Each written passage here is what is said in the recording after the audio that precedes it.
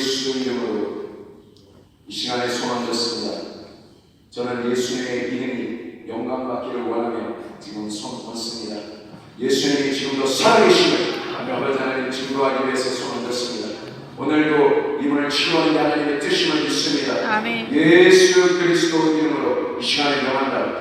너 역사하고 있는 모든 기머리 악한 영들 예수님의 이름으로 떠나가. 아멘. 떠나가. 아멘. 떠나가. 아멘. 예수님의 이름으로 지금 모든 귀에 모든 신경 조직 세포 모든 귀는 예수님의 이름으로 완전히 열릴지어다. 아멘. 완전히 열릴지어다. 아멘. 완전히 열릴지어다. 아멘. 지금 즉시 치유될지어다.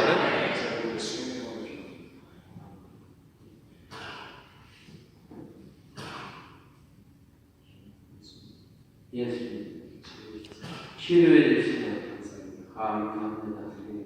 예, 잘 들려요. 예,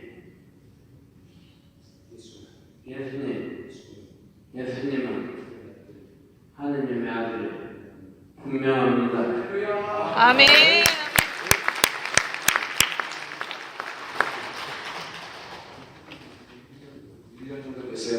왜 하나님께서 또 길을 열어주셨습니다. 아멘.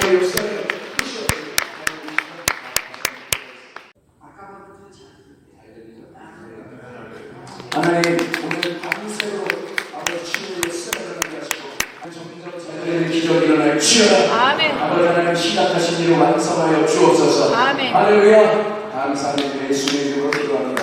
아멘. 우리 하나님 또 치유하셨습니다. 아멘. 성령님 오늘 이 시간에 역사해 주옵소서.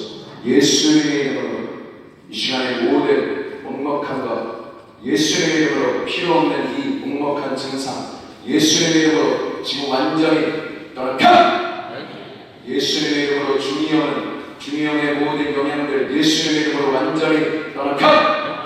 예수님의 이름으로 귀가 안 좋게 하는 영들 예수님의 이름으로 떠나가. 예수님의 이름으로 망가져버린 모든 세포들 신경들이 있다면 지금 예수님의 이름으로 이 귀는 지금 깨끗하게 들리고 지금 먹먹한 모든 부분이 사라질 주여라. 사라질 주여라. 사라질 주여라. 감사합니다. 깨끗하게 치유하옵소서. 감사드리며 예수님의 이름으로 기도합니다. 아멘. 깨끗합니다. 네네.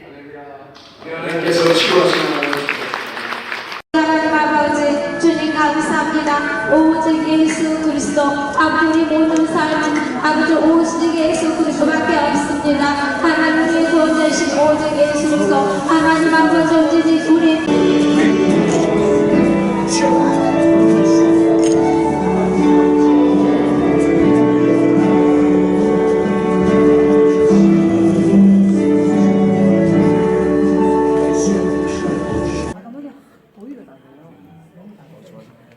안녕하세요. 저 목사님 교회에서 전도사인데요. 예. 지금 어떤 일이 본인한테 일어났는지 인터뷰 잠깐만 짧게 한번 해주시겠어요? 예. 아까 목사님이 이제 일어나서 다리 아픈 분들 이렇게 이야기할 때 저는 눈을 많이 그거 했는데 하나님 일주일 전에 기도 중에 일주일 후에 네가 네 눈을 밝게 해줄 그것이다 했거든요. 할렐루야. 근데 이제 목사님이 할 때 귀가 안 들리는 사람 나와서 귀가 들리게 할 것이다 이래 말할 때 내가 내 옆에 있는 애한테 그랬거든요. 귀 들린다 나가는 사람. 왜냐하면 내가 그 말을 할 때 성령님의 그 찬바람이 내 머리를 싹 스치고 지나가더라고요. 할렐루야. 성령이 오셨구나 하고 내가 옆에 있는데 말해서 오늘 나간 사람들 귀가 다 들린다. 그러니까 나간 사람부터가 다 들린다고 아까 하시더라고요. 내가 네. 동영상도 찍었거든요. 그래서 나는 하나님 일주일 후에 너 눈 밝게 해줄게. 제가 이태근 목사님하고 선교를 늘 다녀요. 네. 그래서 선교 회원이고 목사님 말씀들이 믿어지고 이래도 이걸 내가 봤잖아요. 저도 촬영을 했어요. 제가 항상 선교를 갈 때마다 눈이 잘 안 보이니까 불편하더라고. 그래서 그게 대한 확신이 있어서 왔습니다. 치료하시는 것도 내가 봤고 그래서 너무 감사해서 지금 기도 받으시고까지 잘 보이시는 거죠? 저기 9시가 보여요. 저 멀리 있는 시계가 9시 14분이니까 저기 보여요. 네네. 그래서 저 정도만 보이면 잘 보이는 거 아닙니까? 네네네네. 그래서 아까 할렐루야. 목사님 안수해 주실 때 굉장히 뜨겁고 좋더라고요. 그런 느낌들이 제가 안수를 많이 받아봤고 했는데 그 굉장히 성령의 역사가 강하다는 걸 제가 느꼈어요. 그래서 너무 감사했어요. 감사합니다. 예. 네. 안녕하세요. 역사하는 메시지의 이경준 목사입니다.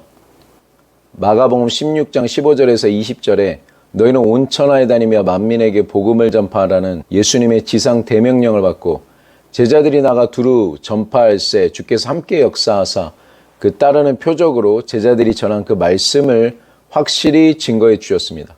이 역사하는 메시지 유튜브 채널은 예수님이 따르는 표적으로 증거해 주시는 그 메시지가 무엇인가를 알아보는 채널입니다. 오늘 말씀을 전하기 전에 앞에서 보신 영상은 오살리 기도원에서 역사하는 메시지를 제가 전한 후에 각자가 자기가 아픈 곳에 손을 얹고 단체로 기도를 하는 시간이었습니다. 그런데 사람들이 각자가 아픈 곳에 자기 손을 얹고 기도하는 것이 너무 습관화가 되고 치료를 기대하는 것이 아니라 이제는 시간마다 의뢰하는 의식같이 되어버린 감이 있었습니다. 그래서 각자가 자기가 아픈 곳에 손을 얹고 기도하기 전에 제가 귀가 치료된 교회 권사님 간증을 하나 하면서 오살리 기도원 그 현장에서 한쪽 귀가 아니면 양쪽 귀가 다 안 들리는 분이 있냐고 물었습니다. 그리고 귀가 안 들리는 분들은 설교가 끝나고 각자가 손을 얹고 기도하기 전에 강대상으로 다 나오라고 했습니다. 그리고 나오면 다 치료된다고 얘기했습니다. 그리고 귀가 여러 가지 이유로 안 들리는 분들이 나와서 줄을 섰는데 저는 예수님의 이름으로 손가락에 귀에 넣고 예수님의 이름으로 귀먹게 하는 악한 영을 쫓아내고 안 들리는 귀는 치료되라고 명령했습니다. 그리고 그 귀가 잘 들리는지 확인을 했습니다. 그리고 나온 사람들 대부분이 다 즉시 치료되었으며 많이 좋아진 분들이 있었습니다. 이번 부활주일날 저희 교회에도 기적이 일어났습니다.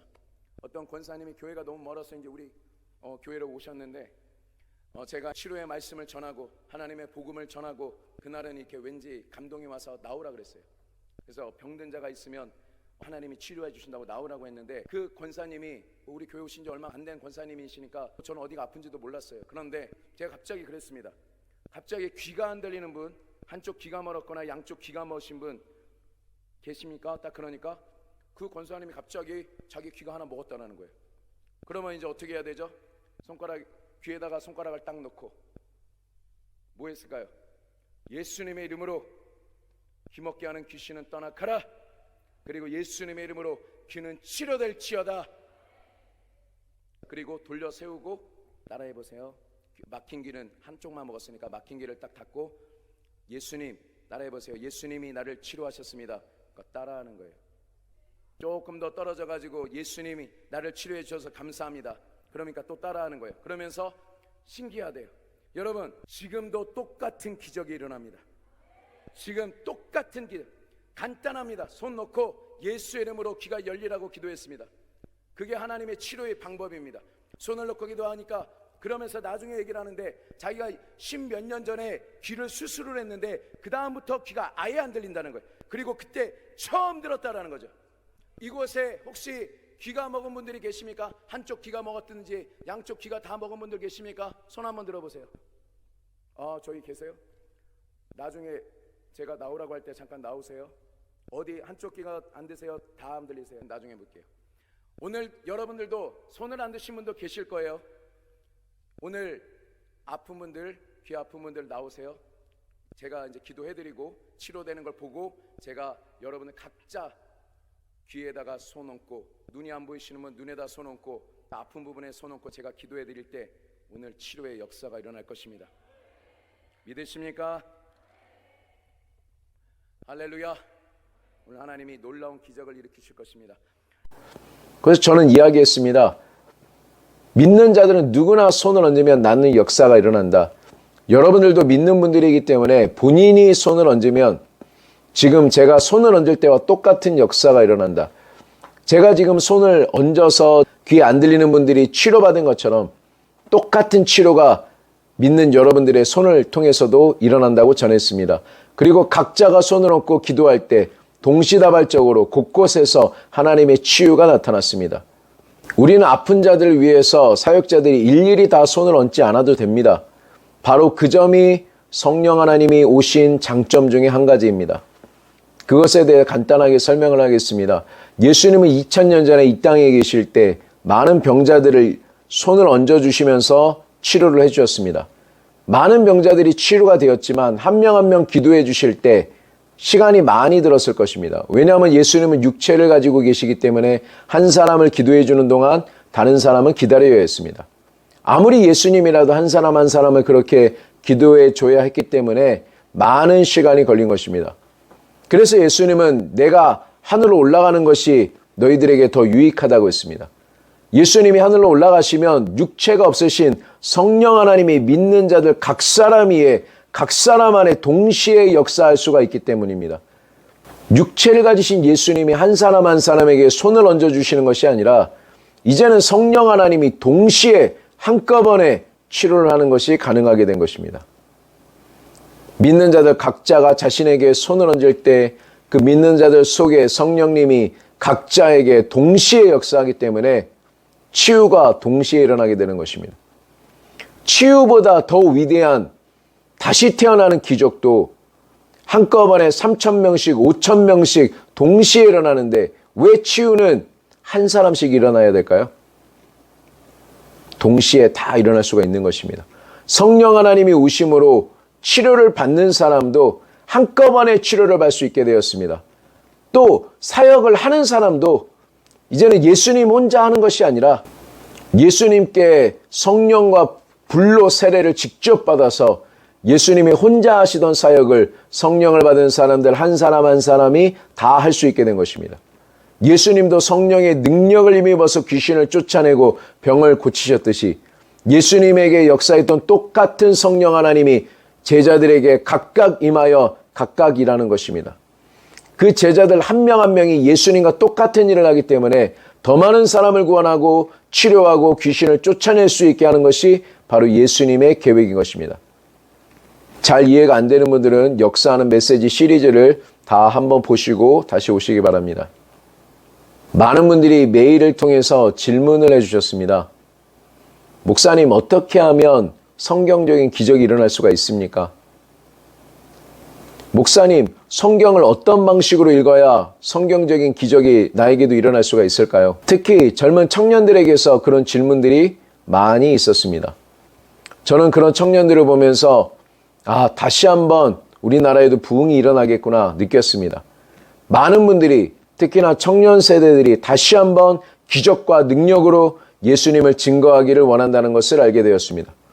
새로운 세대가 지금 일어나려고 하는 것입니다. 지금 박혁 전도자라든지 정재한 형제라든지 지금 논란의 중심이 되고 있는 젊은 청년들의 사역을 보면서 지금 같은 세대들이 자기들도 그렇게 하고 싶은 도전을 받은 것입니다. 많은 목사님들이 걱정하시는 것처럼 이 청년들이 그냥 무조건적으로 무지해서 그 박혁 전도자를 쫓아다니는 것이 아니라는 것입니다. 그들도 사도행전의 성경적인 부흥을 원하고 있었습니다. 주변의 사람들을 치유해 주기를 원했고 악한 영들에게 괴롭힘을 당하는 가족과 친구들을 돕기를 원했습니다. 그런데 기존 교회에서는 그런 것들을 해주지 않기 때문에 그 역사들이 일어나는 것 같은 소수의 사람들을 따라다니고 집중하고 있는 것입니다. 그래서 저는 이 역사하는 메시지를 통해서 사도행전의 기적을 통해서 예수님을 증거하고자 하는 사람들에게 성령 사역을 하는 방법을 좀 더 성경적인 근거를 가지고 성경적으로 사역을 할 수 있게 해야 되겠다라는 생각을 하게 되었습니다.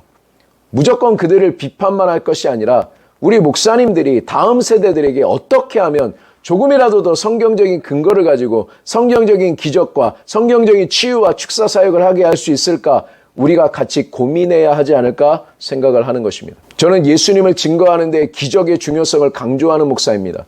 그럼에도 불구하고 고린도전서 4장 6절의 말씀처럼 기록된 말씀 밖으로는 넘어가지 말라라는 경고를 우리는 지켜야 됩니다. 단순히 어떤 치유와 기적이 일어나게 하려고 기록된 말씀에도 없는 일을 행하려고 노력하면 안 된다라는 뜻입니다. 왜냐하면 그렇게 하지 않아도 기록된 말씀에는 이미 성경적인 치유와 기적과 표적이 일어나는 원리가 다 들어가 있습니다.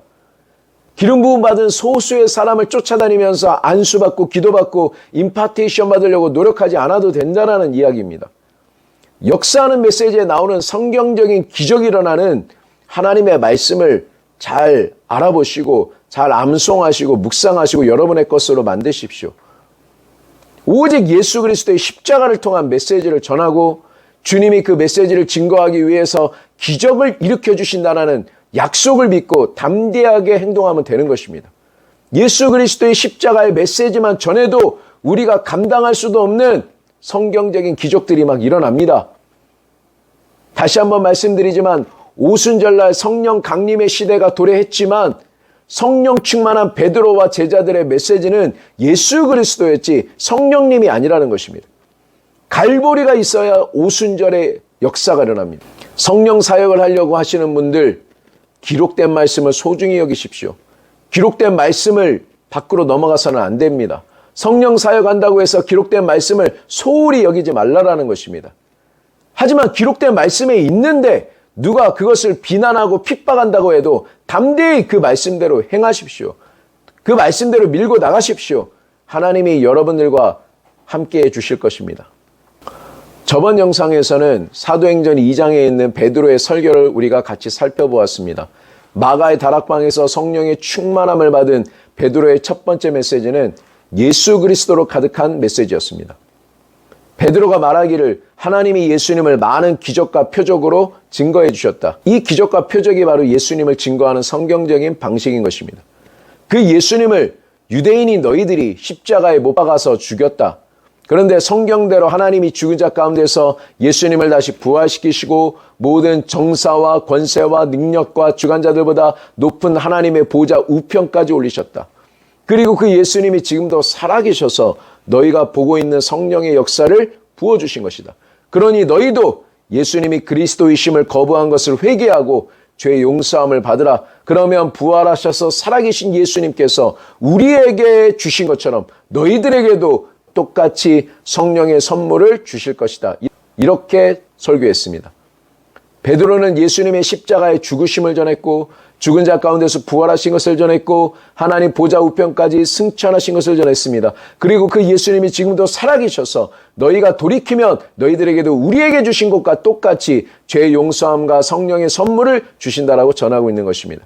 오순절날 성령의 충만함을 받은 베드로의 메시지는 성령 하나님을 전하는 것이 아니었습니다. 그 성령님의 능력을 전하는 것도 아니었습니다. 성령님의 은사를 전하는 것도 아니었습니다. 어떤 축사를 전하는 것도 아니었습니다. 치료를 가리키는 것도 아니었습니다. 오순절날 성령의 충만함을 받은 베드로의 메시지는 오직 예수 그리스도였습니다. 그 예수 그리스도를 전할 때 성령의 은사가 나타나는 것입니다. 그 예수 그리스도를 전할 때 귀신이 쫓겨져 나가게 되는 것입니다. 그 예수 그리스도를 전할 때 병든 자들이 치유되는 것입니다. 그 예수 그리스도를 전할 때 성령 하나님이 역사하셔서 3,000명이나 되는 사람들이 한꺼번에 구원을 받는 기적이 일어나게 된 것입니다. 오순절 성령 강림 이후에 제자들의 첫 번째 메시지는 갈보리였다라는 것을 다시 한번 기억하시기 바랍니다. 갈보리가 있기 때문에 오순절이 있는 것입니다. 십자가를 통한 죄사함의 메시지, 대속의 메시지가 무엇보다도 중요합니다. 성경이 경고하고 있는 가짜 기적이 아닌 하나님이 베푸시는 진짜 기적이 일어나기 위해서는 예수님의 죽으심과 부활과 승천을 통한 죄사함과 치유와 회복의 메시지를 전해야 되는 것입니다. 하나님께서 신약성경 3분의 1을 기록하는 것을 허락할 정도로 말씀이 충만하고 성령 충만했고 가는 곳마다 강력한 치유와 축사의 역사가 일어났던 사도 바울이 고린도전서 1장 18절에서 말씀하는 것을 들어보시기 바랍니다. 십자가의 도가 멸망하는 자들에게 미련한 것이요 구원을 받는 우리들에게는 하나님의 능력이 된다. 고린도전서 1장 23절에는 우리는 십자가에 못 박이신 그리스도를 전하니 유대인들에게는 거리끼는 것이요 이방인들에게는 미련한 것이로되 오직 부르심을 받은 우리들에게는 그리스도는 하나님의 능력이요 하나님의 지혜라고 선포하고 있습니다. 십자가에 못 박이신 예수 그리스도를 전할 때 그 메시지가 바로 하나님의 지혜가 되는 것입니다. 그 메시지가 바로 하나님의 능력이 되는 것입니다. 역사상 가장 강력한 기적을 일으킨 사람이 하는 말입니다. 사도 바울의 말씀입니다. 사도 바울의 메시지를 여러분 기억하십시오. 십자가에 못 박이신 예수 그리스도를 전할 때 하나님의 능력이 나타나는 것입니다. 여러분이 그렇게 원하는 하나님의 기름 부음이 넘쳐나는 것입니다. 하나님의 치유가 나타나는 것입니다. 귀신이 벌벌 떨며 떠나가는 것입니다. 죄인들이 회개하고 구원받고 변화가 되는 것입니다. 고린도전서 2장 1절에서 4절에 사도 바울은 계속해서 말씀합니다. 형제들아, 내가 너희에게 나아가 하나님의 증거를 전할 때 말과 지혜의 아름다운 것으로 아니하였나니 내가 너희 중에서 예수 그리스도와 그가 십자가에 못 박히신 것 외에는 아무것도 알지 아니하기로 작정하였습니다. 내 말과 내 전도함이 설득력 있는 지혜의 말로 하지 아니하고 다만 성령의 나타나심과 능력으로 하여 너희의 믿음이 사람의 지혜에 있지 아니하고 하나님의 능력에 있게 하려 하였다라고 말씀하고 있습니다. 이 얘기가 무슨 얘기냐면 사도 바울이 믿지 않은 자들에게 전도를 할 때 말을 청산유수로 해서 그들을 믿게 하려고 노력하지 않았다는 것입니다. 그들을 논리적으로 설득하려고 하지 않았다라는 것입니다. 사도 바울이 그들에게 전도할 때는 예수 그리스도에 대한 것을 전하고 그가 십자가에 못 박히신 것을 전했습니다. 그가 죽었다가 부활하신 것을 전했습니다. 그리고 그가 전했던 살아계시다고 하는 예수 그리스도 이름으로 귀신을 쫓아냈습니다. 예수님의 이름으로 병든 자를 치유했습니다. 예수님의 이름으로 소경의 눈을 열었습니다. 안 들리는 자를 듣게 했습니다. 죽은 자를 살려냈습니다. 중풍병자를 치유했습니다. 못 걷는 자를 걷게 했습니다. 말로 설득하는 것이 아니라 십자가의 메시지를 전하고 성령의 나타남과 능력의 나타남으로 믿지 않는 유대인들과 이방인들을 굴복시킨 것입니다. 그들이 믿을 때 설득당해서 믿은 것이 아니라 사도 바울이 전한 예수 그리스도의 이름으로 소경이 눈을 뜨고 걷지 못하는 자들이 걷고 말 못하는 자들이 말을 하고 중풍병자가 치유되고 귀신이 떠나가는 것을 보고 그 복음에 굴복을 하는 것입니다. 그 내용을 로마서 15장 17절에 사도 바울이 이야기를 합니다. 내가 그리스도 예수 안에서 하나님의 일에 대하여 자랑하는 것이 있거니와 그리스도께서 이방인들을 순종하게 하기 위하여 나를 통하여 역사하신 것 외에는 내가 감히 말하지 아니하노라. 그 일은 말과 행위로 표적과 기사의 능력으로 성령의 능력으로 이루어졌으며 그리하여 내가 예루살렘부터 두루 행하여 일로리건까지 그리스도의 복음을 편만하게 전할 수가 있었다고 얘기하고 있습니다. 하나님께서 사도 바울에게 기적과 이적과 표적을 또 성령의 권능을 행하게 허락하신 이유는 무엇이냐면 바로 이방인들로 예수 그리스도의 복음에 순종하게 하려는 것입니다. 예수님은 하늘로 올라가시기 전에 땅끝까지 만민에게 모든 민족에게 천하만민에게 복음을 전하라고 하셨습니다. 믿는 자들은 구원을 받을 것이고 믿지 않는 자들은 정죄를 받으리라. 믿는 자들에겐 이런 표적이 따를 것이니 저희가 내 이름으로 귀신을 쫓아내고 새 방언을 말하고 뱀을 집으며 어떤 독을 마실지라도 해를 받지 아니하고 병든 자들에게 손을 얹은 즉 나으리라. 그리고 제자들은 그 지상태의 명령에 순종해서 두루 다니며 예수 그리스도의 복음을 전했고 주님이 함께 역사하사 위에서 말하는 따르는 표적으로 그 말씀을 확실하게 증거해 주셨다고 성경은 말씀하고 있습니다. 땅끝까지 전하려면 얼마나 많은 나라와 민족들에게 전하여야 하겠습니까? 그 중에는 야만족도 있고 배운 사람들 있고 이미 자기들만의 종교가 있는 사람들이 있고 자기들만의 경전이 있는 사람들이 많이 있었을 것입니다. 그 사람들에게 가서 예수 그리스도가 하나님의 아들이시고 우리 인류의 죄를 짊어지고 죽었다가 부활하셨고 그분이야말로 만왕의 왕이시고 만주의 주이시고 세상의 구원자여 다시 오실 심판주이시다 이렇게 이야기는 할 수 있겠지만 그 사람들은 이미 하나님을 부정하는 사람들이고 자기의 종교가 있는 사람들이고 자기의 신이 있는 사람들이고 자기의 경전이 있는 사람들이 그 말씀을 믿겠습니까? 제자들이 아무리 예수 그리스도를 전한다 해도 그들은 콧방귀도 끼지 않을 것입니다. 그게 우리들의 한계입니다. 우리는 그것밖에 못합니다. 그런데 그 제자들이 그 어리석은 전도를 유대인들에게는 거리끼는 것이고 헬라인이 볼 때는 어리석어 보이는 십자가에 못 박이신 예수 그리스도를 전하면 주님이 기적과 이적을 보여주셔서 그 제자들의 말을 그 전도를 증거해 주시는 것입니다. 여기에서 결정이 나는 거, 이것이 중요한 것입니다. 제자들이 전하는 게 중요한 게 아니라 여기서 따르는 표적이 일어나는 게 중요하다는 것이죠. 예수 그리스도가 살아있다는 것이 증명될 때, 기적으로 증명될 때 이방인들이 그 예수님의 이름으로 순종했던 것입니다. 로마서 15장 18절을 다시 한번 보겠습니다. 그리스도께서 이방인들을 순종하게 하기 위하여 나를 통하여 역사하신 것 외에는 내가 자랑하지 아니하노라. 그 일은 말과 행위로 표적과 기사의 능력으로 성령의 능력으로 이루어졌으며 그리하여 내가 편만하게 복음을 전할 수 있었다라고 말씀하고 있는 것입니다. 기적이 일어났기 때문에 이렇게 할 수 있었다라는 거죠. 그 이방인들은 이미 자기의 경전이 있었습니다. 자기의 신이 있었고 자기 종교가 있었습니다. 우리는 성경을 하나님의 말씀이라고 전제를 두고 신앙을 가지고 있지만 복음을 처음 듣는 사람들은 자기의 경전이 하나님 말씀이라고 생각하지 우리가 말하는 그 성경이 하나님 말씀이라고 생각하지 않습니다. 우리가 성경에 아무리 그렇게 예수님이 죽었다 부활했다고 적혀 있다고 말을 해도 그들은 성경이 하나님 말씀이라고 인정하지 않기 때문에 우리들의 전도를 받지 않는 것입니다. 그런데 우리가 성경에 적힌 예수 그리스도의 십자가의 죽으심과 부활을 전하면 주님이 따르는 표적으로 증거해 주시고 그 표적을 보면서 이방인들이 순종하는 것입니다. 마치 엘리야가 하늘에서 불을 내리는 하나님이 진짜 신이다 하는 것과 같은 것입니다. 성령이 너희에게 임하시면 너희가 권능을 받고 예루살렘과 온 유대와 사마리아와 땅끝까지 이르러서 내 증인이 될 것이다. 법정에 선 증인은 반드시 증거가 있어야 합니다. 그래야 그 법정에서 승리를 합니다. 그 법정에서 신뢰를 얻습니다. 우리는 이 증인이 될 수 있습니다. 성령을 받으면 이 증인이 된다고 했습니다. 증거가 있어야 됩니다. 그 증거는 내가 만들어내는 것이 아닙니다. 우리가 할 일은 땅끝까지 복음을 그냥 전하는 것입니다. 메시지가 중요하다라는 것이죠. 그러면 그 메시지를 주님이 따르는 표적으로 성령의 능력으로 성령의 나타나심으로 증거해 주신다는 것을 전하는 여러분들이 믿고 있어야 됩니다. 예수 그리스도의 복음을 제대로 알고 역사하는 메시지를 알고 전하면 주님이 따르는 증거를 반드시 주신다고 여러분들이 믿으면 어떤 자리에서도 기적이 일어날 것을 믿을 수 있고 담대히 사역을 할 수가 있습니다. 여러분이 걱정할 일은 기적이 일어나느냐 마느냐가 아니라 내가 주님이 증거할 수 있는 메시지를 제대로 전하느냐 이게 중요한 것입니다. 메시지가 중요합니다. 기적이 혹시 일어나다 한다 할지라도 메시지가 예수 그리스도에 대한 메시지가 아니라면 우리는 그 기적을 신뢰할 수 없습니다.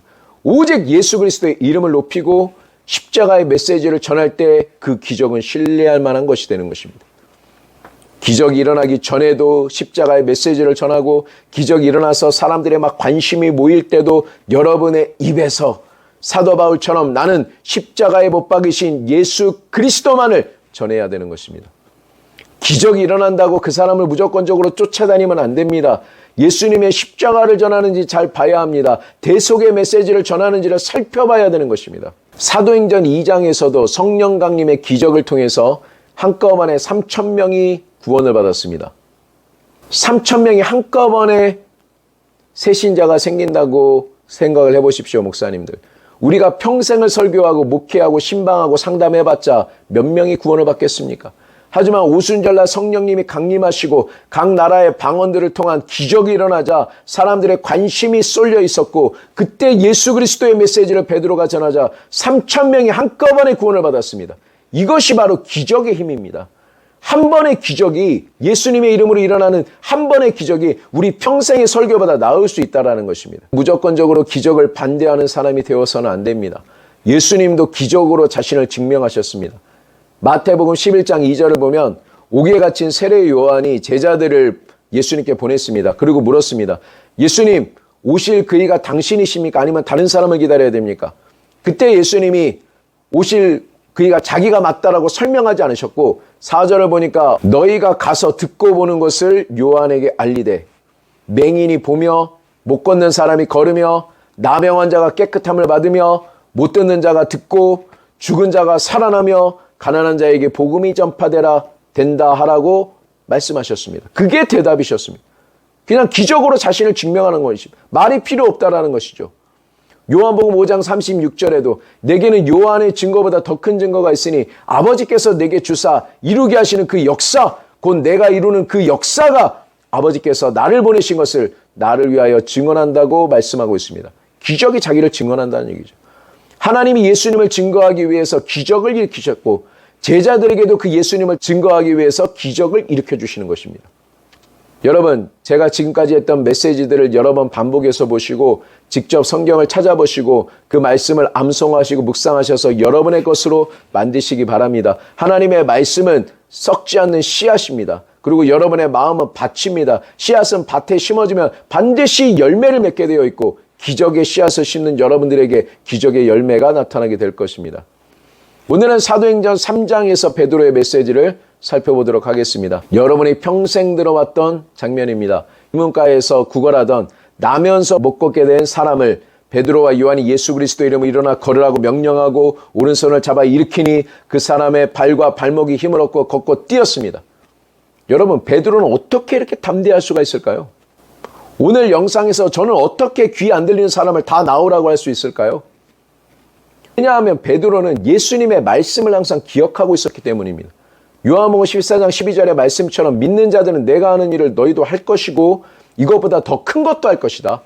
이는 내가 아버지께로 감이니라. 너희가 내 이름으로 무엇을 구하든지 내가 시행하겠다. 그 말씀이 그의 마음속에 있었고 썩지 아니하는 쇠하지 않는 씨앗인 하나님의 말씀은 그에게 담대함을 준 것입니다. 내 이름으로 구하면 내가 시행할 것이다.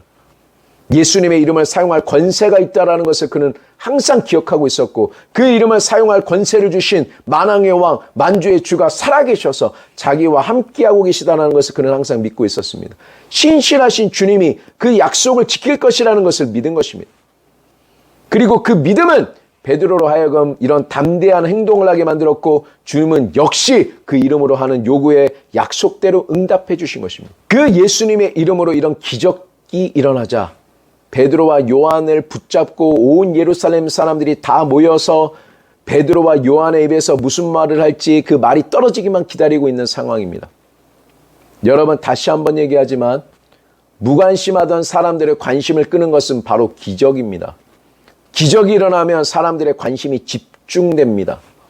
그래서 복음서를 읽어보면 예수님도 기적을 통해서 사람들의 주목을 끌으셨고 그의 소문이 그 근방에 퍼져나가기 시작했습니다. 그 제자들도 마찬가지입니다. 나면서 못 걷던 사람이 예수님의 이름으로 일어나는 기적이 일어나자 온 예루살렘 전체가 베드로와 요한에게 몰려든 것을 한번 보십시오. 그가 무슨 말을 하는지 관심을 기울이는 것입니다. 역사하는 메시지가 중요한 것은 바로 이 때문입니다.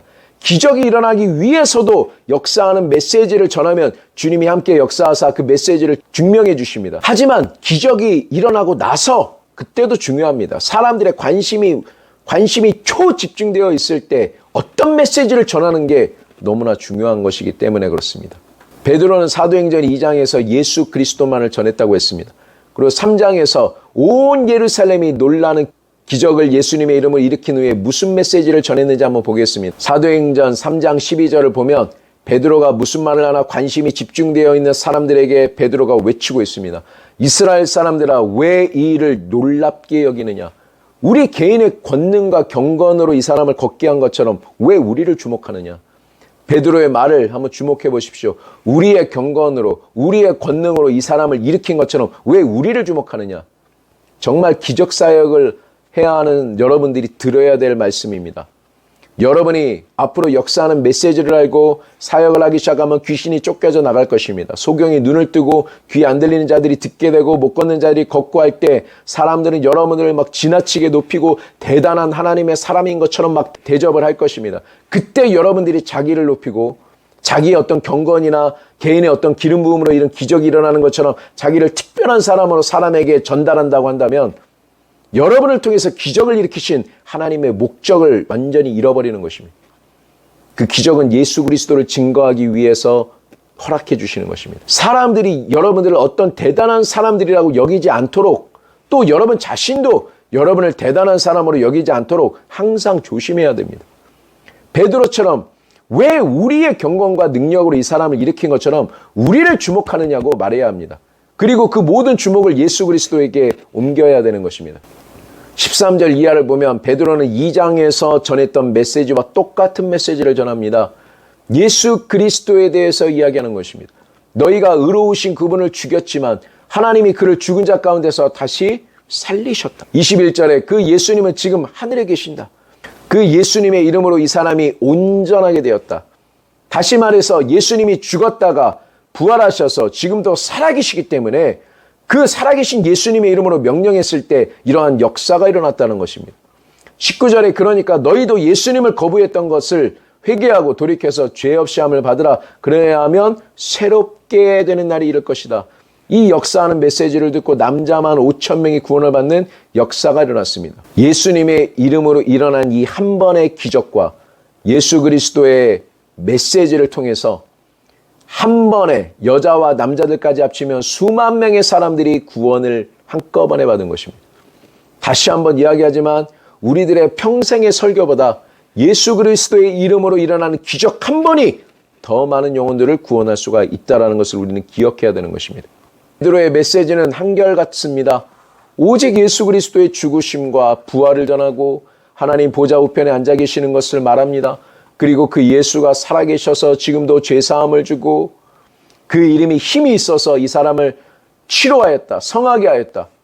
그분은 살아계신다. 베드로의 메시지는 이것입니다. 하나님이 증거해 주시는 메시지는 바로 이런 메시지입니다. 예수 그리스도는 어제나 오늘이나 영원토록 동일하시다. 죽기 전에 역사하신 예수님은 죽음에서 부활하시고 승천하신 후에도 똑같이 역사한다는 것입니다. 이 예수님의 부활의 메시지를 증거하기 위해서는 기적 외에는 다른 방법이 없습니다. 살아있다라고 주장하는 예수님의 이름으로 귀신이 나가고 못 걷는 사람이 걷고 소경이 보고 중풍병자가 치유되고 나병 환자가 치유되는 역사가 일어남으로 예수님의 부활이 증거가 되는 것입니다.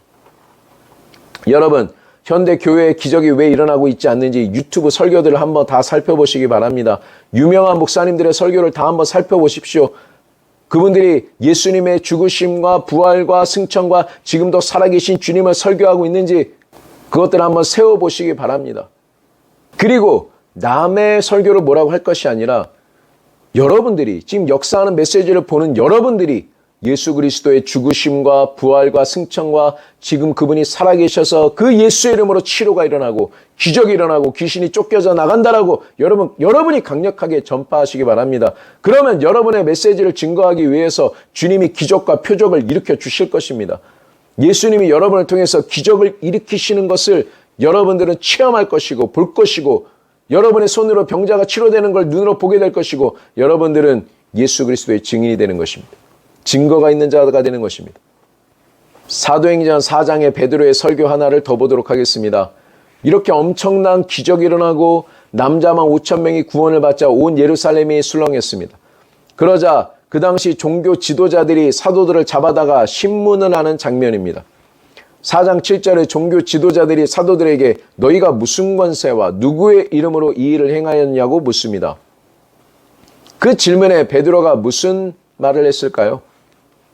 이쯤 되면 여러분들도 다 아시겠죠? 네, 9절 이하를 보면 베드로가 성령이 충만하여 이르되 백성의 관리들과 장로들아 만일 병자에게 행한 착한 일에 대하여 이 사람이 어떻게 구원을 받았느냐고 오늘 우리에게 질문하는 것이라면 그렇게 말합니다. 베드로는 이 병자를 이렇게 세운 것을 병자에게 행한 착한 일이라고 하는 것을 주목하십시오. 베드로는 못 걷는 사람을 걷게 하는 것을 착한 일이라고 했습니다. 예수님도 착한 일을 하셨죠. 사도행전 10장 38절을 보면 하나님이 나사렛 예수에게 성령과 능력을 기름 붓듯 하셨음에 그가 두루 다니시며 착한 일을 행하시고 마귀에게 눌린 모든 사람을 고치셨으니 이는 하나님이 함께 하셨기 때문이라고 말씀합니다. 베드로는 지금 평생 못 걷는 사람에게 자기들이 착한 일을 행하였다고 말하고 있습니다. 예수님도 두루 다니시며 병자들을 치유하시고 귀신을 쫓아내주시고 착한 일을 하셨습니다. 제자들도 병자들에게 착한 일을 하였습니다. 여러분도 병자들에게 착한 일을 하시겠습니까? 예수님의 이름으로 이 착한 일을 여러분이 계속 하시겠습니까? 아멘이라고 하신 분들에게 반드시 그런 역사가 시작되게 될 것입니다. 그리고 병자를 치료한 것이 착한 일이라고 또 이 사람이 어떻게 구원을 받았느냐고 했습니다. 우리는 구원받는 것을 죽으면 천국 가는 것으로 아는데 지금 치료받은 것을 못 걷다가 걷게 된 것을 구원을 받았다고 표현하는 것을 주목하여 주시기 바랍니다. 헬라어로 소조라는 단어는 구원하다, 건강하게 하다, 구출하다, 완전하게 만들다의 뜻으로 어떤 것에도 쓸 수 있는 단어입니다. 치료는 구원에 속한 것입니다. 복음은 모든 믿는 자에게 구원을 주시는 하나님의 능력이 됩니다. 예수 그리스도의 복음을 믿으면 병에서 노임받는 구원을 우리에게 주시는 것입니다. 10절 너희와 모든 이스라엘 백성들은 알아라. 너희가 십자가에 못 박고 하나님이 죽은 자 가운데서 다시 살리신 나사렛 예수 그리스도 이름으로 이 사람이 건강하게 되어 너희 앞에 섰느니라. 역시 베드로는 신문을 받는 이 상황에서도 예수 그리스도의 죽으심과 부활을 전합니다. 그리고 그 예수님이 지금도 살아계셔서 그 예수 그리스도의 이름으로 일어나 걸으라 했더니 역사가 일어나서 이 못 걷는 사람이 지금 건강하게 돼서 너희 앞에 서 있다라고 말하고 있는 것입니다. 그러면서 우리에게 너무나 유명한 말씀을 하죠. 4장 12절에 다른 이로서는 구원을 받을 수 없나니 천하 사람 중에 구원을 받을 만한 다른 이름을 우리에게 주신 일이 없다라고 선포했습니다. 아멘입니다. 예수 그리스도 외에는 구원을 허락하신 적이 없죠. 이 예수 그리스도의 이름 안에 구원이 있습니다. 이 예수 그리스도의 이름 안에 치유가 있습니다. 이 예수 그리스도의 이름 안에 성령의 불과 권능이 있습니다. 이 예수 그리스도의 이름 안에 축사가 있습니다. 자유함이 있습니다. 여러분 귀신 들린 사람이 앞에 있을 때 여러분 다른 것 할 필요가 없습니다. 그냥 계속 예수, 예수, 예수, 예수, 예수만 해보십시오. 계속 그 예수만 불러보십시오. 귀신 들린 사람이 예수의 이름을 계속 들으면 막 어찌할 바를 모르는 것을 발견하게 될 것입니다. 제가 쇼츠에 올려놓은 귀신 쫓는 영상에서도 예수 그만해, 예수 그만해, 예수 그만해 막 그렇게 하죠. 그 아가씨도 귀신에게서 자유함을 얻고 건강하게 돼서 시집가서 잘 살고 있습니다. 계속 예수만 해보십시오. 귀신들이 못 견디는 것을 여러분 알게 될 것입니다. 근데 이 종교 지도자들이 뭐라고 하는지 한번 보세요. 17절 이하를 보면 이제부터 예수의 이름으로 말하지도 말고 예수의 이름으로 가르치지도 말라고 협박을 합니다. 사람이 이야기하는 것 같지만 마귀가 가장 원하는 말입니다. 예수 이름 좀 그만 말해라. 예수 예수 지겹다. 성경에 다른 좋은 것들 많지 않느냐. 다른 것 해라. 좋은 교훈을 전해라. 기독교인다운 인간 처세술을 전해라. 능력을 전해라. 선하게 사는 걸 전해라. 예수 이름으로 하는 것만 멈춰라. 예수 이름을 그만 좀 말해라. 그때 베드로가 뭐라고 하는지 한번 보십시오. 19절 하나님 앞에서 너희의 말을 듣는 것이 하나님의 말씀을 듣는 것보다 옳은가 판단해 봐라. 여러분들은 어떻게 하시겠습니까? 여러분이 역사하는 메시지를 듣고 그 예수 그리스도의 이름을 전할 때 귀신이 쫓겨져 나가고 병이 치유되고 사람들이 치료될 때 사람들이 왜 그렇게 광신적으로 믿느냐, 기복신앙적으로 믿느냐, 예수는 그렇게 믿는 것이 아니다, 치유는 지나갔다, 귀신이 어디 있느냐, 예수 이름 좀 그만 말해라. 그렇게 할 때 여러분들은 예수의 이름으로 전하고 예수의 이름으로 가르치고 예수의 이름으로 치료하고 예수의 이름으로 귀신을 쫓아내는 것을 멈추시겠습니까? 너희 말을 듣는 것이 하나님의 말씀을 듣는 것보다 옳은가 너희가 스스로 판단해봐라 하면서 더 강력하게 예수의 이름으로 병자에게 착한 일을 하시겠습니까? 예수 그리스도만을 증거하시겠습니까? 사도행전 4장 23절 이하를 보면 풀려난 제자들이 기도하는 장면이 나오는데 뭐라고 기도하는지 우리는 또 살펴봐야 됩니다. 거기도 마찬가지입니다. 기도에도 오직 예수, 예수, 예수, 오직 예수입니다. 지금 세상 관원들과 종교 지도자들이 모여서 예수님을 거스리고 있습니다. 주님, 저들의 위협함을 보시고 우리 종들로 하여금 담대히 하나님 말씀을 전하게 해달라고 구하고 있습니다. 그리고 주님의 손을 내밀어 병을 낫게 하시고 표적과 기사가 예수님의 이름으로 이루어지게 해달라고 지금 기도하고 있습니다. 요즘 현대교회는 뭐라고 할까요? 우리는 기적 필요 없습니다. 우리는 기적을 믿지 않습니다. 우리는 치유를 믿지 않습니다. 우리는 하나님의 치유를 믿지 않습니다. 기적의 시대는 끝났습니다. 우리는 그렇게 믿지 않습니다. 현대교회는 그렇게 얘기하고 있습니다. 그러나 기적이 일상이 되었던 초대교회 시대에는 그렇게 기도하지 않았습니다. 주님, 모든 사람이 주님을 대적하고 있습니다. 그러나 종들로 하여금 담대하게 당신의 메시지를, 당신의 이름을 전하게 하시고 따르는 표적이 일어나게 해주십시오. 당신의 치료에 손을 펼치사 병든 자들이 치료하게 해달라고 기도했습니다. 여러분들은 어떤 기도를 하시겠습니까? 현대교회의 기도를 하시겠습니까? 아니면 초대교회의 기도를 하시겠습니까? 저는 초대교회의 기도를 하겠습니다. 31절 빌기를 마침에 모인 것이 진동하더니 무리가 다 성령에 충만하여 담대히 하나님의 말씀을 전했다고 했습니다. 하나님의 뜻에 맞는 기도니까 성령이 역사하시는 건 아니겠습니까? 무리가 다 성령에 충만해졌습니다. 한 사람도 죄 없이 다 성령에 충만해졌습니다. 마가의 다락방에서도 불의 혀 같은 것이 각 사람 위에 임하였고 전부 다 성령에 충만해졌습니다. 성령 충만한 것은 주님의 뜻이기 때문에 구하면 성령의 충만함을 주시는 것입니다. 너희 중에 자식이 생선을 달라고 하는데 뱀을 주며 떡을 달라고 하는데 돌을 줄 자가 있겠느냐? 너희가 악한 자라도 자식한테는 좋은 것을 줄 줄 알거든. 하물며 하늘에 계신 좋으신 아버지께서 구하는 자들에게 성령을 주시지 않겠느냐? 세상에 나쁜 놈들도 자식한테는 좋은 것을 줄 줄 아는데 하물며 하늘에 계신 좋으신 아버지가 구하는 자에게 성령을 주시지 않겠느냐 말씀하고 있는 것입니다. 구하면 성령을 주시겠다는 것입니다. 약속하고 계시는 것입니다. 성령 충만해진 제자들이 나가서 담대하게 역사하는 메시지, 예수 그리스도의 메시지를 전했습니다. 4장 33절은 아예 그냥 대놓고 얘기하고 있습니다. 어떤 메시지에 하나님이 기적을 일으켜 주시는지를 말씀하고 있습니다. 사도들이 큰 권능으로 예수님의 부활을 증거했다. 큰 권능이 일어난 이유가 무엇입니까? 제자들이 전하는 예수 그리스도의 부활이 맞다라는 것을 증명하려고 큰 권능을 일으켜 주시는 것입니다.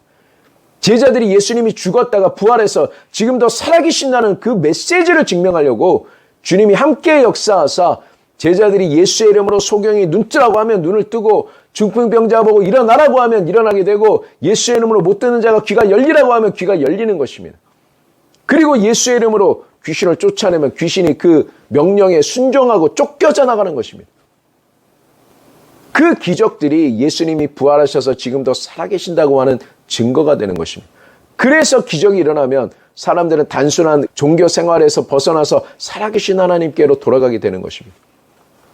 고린도전서 2장 4절을 다시 한번 보겠습니다. 내 말과 내 전도함이 설득력 있는 지혜의 말로 하지 아니하고 다만 성령의 나타나심과 능력으로 하여 너희 믿음이 사람의 지혜에 있지 아니하고 다만 하나님의 능력에 있게 하려 하였노라고 사도 바울은 말씀하고 있습니다. 사도 바울은 설득력 있는 지혜의 말로 사람들을 설득하려고 하지 않았습니다. 오직 예수 그리스도와 십자가에 못 박이신 예수 그리스도를 전했고 주님은 성령의 나타나심과 능력으로 그것을 증거해 주셨습니다. 이게 성경적인 방식입니다. 역사하는 메시지를 보시는 여러분, 오늘 제가 전한 말씀을 반복해서 보시기 바랍니다. 여러분의 생각 속에 기적을 일으키는 하나님의 말씀이 심어질 수 있도록 반복해서 찾고 암송하고 입으로 선포하고 그것을 행하는 여러분들을 그려보시기 바랍니다. 그 씨앗은 반드시 열매를 거두게 되어 있고 기적은 여러분의 인생에 나타나게 될 것입니다. 오늘은 여기까지 하겠습니다. 시청해 주셔서 감사하고 구독, 좋아요, 알람 설정해 주시고 영상을 많이 공유해 주시기 바랍니다. 감사합니다.